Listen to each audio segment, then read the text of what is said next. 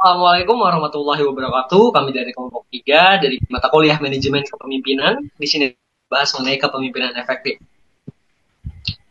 Untuk anggota sekaligus penyusun PowerPoint ini sendiri yaitu ada saya, Muhammad Sandi Akbar, Saya Gita dan Dika. Saya Maita Sari.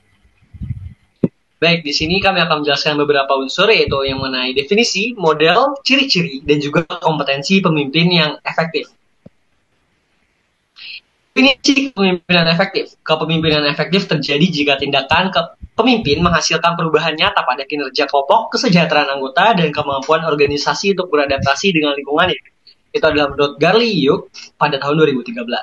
Kepemimpinan efektif bukan hanya soal gaya pribadi, melainkan kesesuaian antara gaya kepemimpinan karakter tim yang dihadapi. Untuk perubahan yang nyata adanya, itu bisa dicontohkan sebagai bagaimana ketika saya menjadi seorang pemimpin dalam suatu organisasi, saya memiliki visi, misi, serta tujuan yang bersifat nyata atau dapat direalisasikan di periode saya. Berikutnya, mengenai model kepemimpinan efektif. Untuk alasan boleh dibantu dijelaskan, Maita?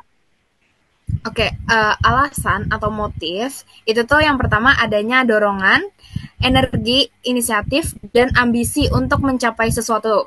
Lalu yang kedua ada ketahanan, di mana kemampuan bertahan menghadapi tekanan, kritik, atau kegagalan. Dan yang ketiga itu adalah motivasi, keinginan tulus memimpin dan memberi pengaruh positif. Baik, untuk sifat-sifatnya atau traits boleh dibantu Gita? Oke, untuk sifat-sifatnya yang pertama yaitu kejujuran atau integrity, yang kedua kepercayaan diri atau self-confidence, yang ketiga originality atau creativity, yang keempat flexibility atau adaptability, yang kelima yaitu charisma. Untuk KSAS-nya sendiri, yang pertama ada knowledge, yang kedua adalah skill, dan yang ketiga adalah ability. Ketiga ini adalah kemampuan yang harus dimiliki oleh seorang pemimpin. Yang pertama adalah pengetahuan yang luas, yang kedua adalah skill atau kemampuannya, dan juga yang ketiga adalah ability-nya. Pokoknya di ketiga poin tersebut itu harus dimiliki oleh seorang pemimpin. Untuk visi implementasinya boleh dibantu penjelasannya, Maita? Oke, baik. Untuk visi serta implementasi visi, yang pertama itu adalah visi itu adalah arah gerak dan inspirasinya, yaitu perencanaan strategis akan dibawa kemana organisasi tersebut atau kelompok tersebut. Lalu yang kedua, implementasi visi itu seperti tugas, bagaimana tugasnya, lalu koordinasinya, komunikasinya, serta bagaimana cara dia bisa mengevaluasi dan menyesuaikan pencapaian hasil seperti output atau outcome-nya. Gitu. Baik, dilanjut. Boleh untuk ciri-ciri pemimpin efektif dibantu jelaskan, Gita? Oke, ciri-ciri pemimpin efektif yaitu yang pertama visioner, yang terdiri dari memiliki pandang jelas tentang tujuan organisasi, memberi inspirasi fokus dan arah yang tepat dalam pengambilan keputusan, dan memberikan stabilitas dan kepercayaan di situasi sulit. Yang kedua yaitu memotivasi, yang terdiri dari meningkatkan produktivitas dan keterikatan anggota tim, dan memahami kebutuhan individu, memberi penghargaan, feedback konstruktif, serta peluang berkembang.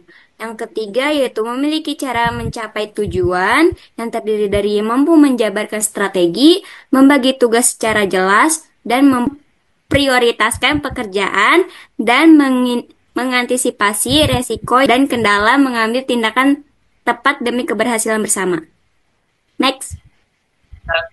Baik, izin untuk singkat dari ciri-ciri pemimpin yang efektif ini, yang tadi sudah dijelaskan oleh kita, yang pasti itu harus memiliki ketiganya. Karena suatu organisasi itu harus memiliki pemimpin yang visioner, memotivasi, dan memiliki cara mencapai tujuan yang jelas. Mungkin ada tambahan dari Maita atau Gita? Cukup.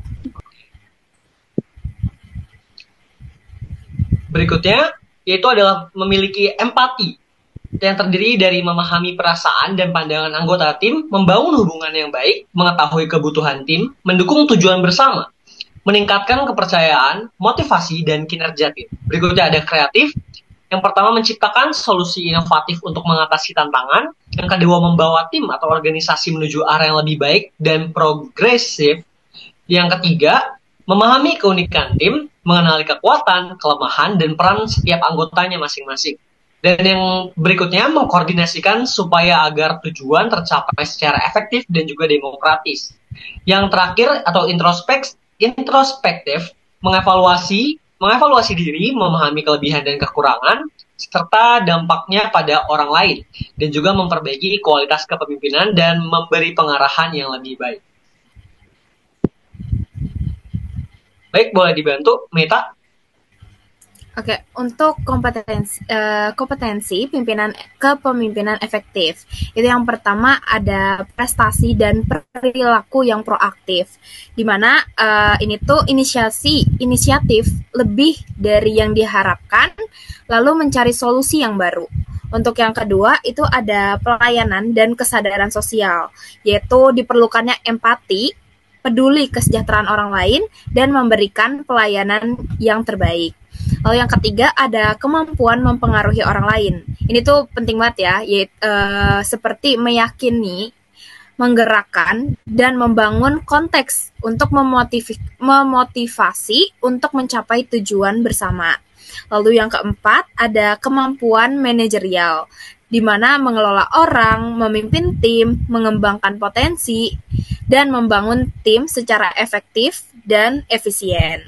Lalu yang kelima ada kemampuan kognitif atau bisa disebut juga sebagai pola pikir, di mana pemimpin itu harus berpikir kritis, menganalisis situasi, serta menemukan solusi efektif dan mengambil keputusan yang tepat. Lalu yang keenam ada kesadaran diri, di mana harus memahami diri sendiri, mengendalikan emosi, beradaptasi, memahami efek perilaku pada orang lain, serta menjaga keseimbangan dalam berbagai kondisi. Baik, ada tambahan lain, Meta atau Gita? Cukup? Oke. Baik, kesepian tanpa kekasih, sekian dan terima kasih. Sekian dari kelompok 3 mengenai pemimpin yang efektif. Mungkin ada banyak kesalahan atau kelebihan dalam kami mengucapkan. Kami mohon maaf. Sekian dari kami. Boleh bantu ditutup, Gita? Masih, wassalamualaikum warahmatullahi wabarakatuh. Oke, sekian, terima kasih.